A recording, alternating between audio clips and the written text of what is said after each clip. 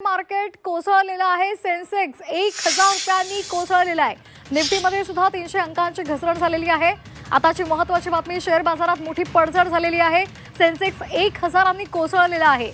Mumbai share बाजाराचा निर्देशांक हा आता कमी झालेला आहे। सेन्सेक्स 1000 पडलेला आहे। ही मोठी घसरण आहे। निफ्टीमध्ये सुद्धा 300 अंकांची घसरण झालेली आहे। तर काल पंतप्रधान नरेंद्र मोदी यांनी देशवासियांना उद्देशून आवाहन केलेलं आहे आणि त्या आवाहनाचाच परिणाम हा शेअर मार्केटवर पाहायला मिळतोय।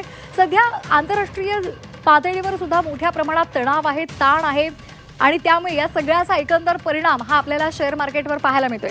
महेश बागल आमचे प्रतिनिधी आपल्या सोबत जोडले गेले आहेत। महेश, एकीकडे आखातामधली जी तणावपूर्ण स्थिती आहे याचा परिणाम शेअर मार्केटवर आतापर्यंत होतच होता आणि त्यामध्ये आज मोठा परिणाम पाहायला मिळाला आहे। नक्कीच जागतिक बाजारातील नकारात्मक संकेतांचा परिणाम भारतीय शेअर बाजारावरही आता दिसून आलेला आहे। आज सकाळी शेअर मार्केट ज्यावेळेस खुला झाला त्यावेळेस सेन्सेक्स आणि निफ्टी या दोन्ही निर्देशांकांमध्ये आपल्याला पडझड पाहायला मिळाली आहे। सेन्सेक्स 1000 खाली कोसळलेला आहे, तर निफ्टीमध्ये पण 300 अंकांनी खाली आलेला आपल्याला पाहायला मिळत आहे। पंतप्रधान नरेंद्र मोदी यांनी काल देशवासियांना ऊर्जा बचतीचे आवाहन केल्यानंतर एक शेअर मार्केटमध्ये याचे परिणाम दिसून आले आहेत। त्याबरोबरच इराण आणि अमेरिका यांच्या जी शांतता चर्चा सुरू होती त्यामध्ये आता आशा मावळल्याने जे गुंतवणूकदार आहेत त्यांच्यामध्ये चिंता वाढली असल्याचं समोर आलेलं आहे।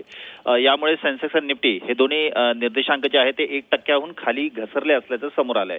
सकाळच्या सत्रात ज्यावेळेस बाजार उघडला त्यावेळेस निफ्टी 50 आणि निफ्टीमध्ये 266 अंकांनी घसरण पाहायला मिळाली। त्यानंतर ती 300च्या पुढे गेलेली आहे।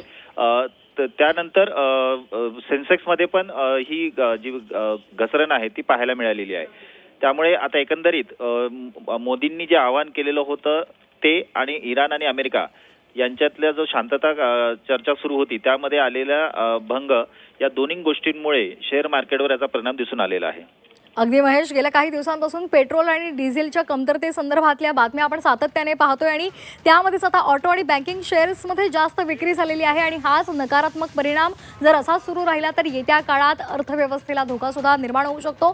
त्यामुळे येत्या काळात काही आखाती देशांमधल्या ज्या तणावपूर्ण स्थितीवर काही तोडगा निघतो का हे पाहणं सुद्धा महत्त्वाचं आहे। धन्यवाद दिलेल्या माहितीसाठी।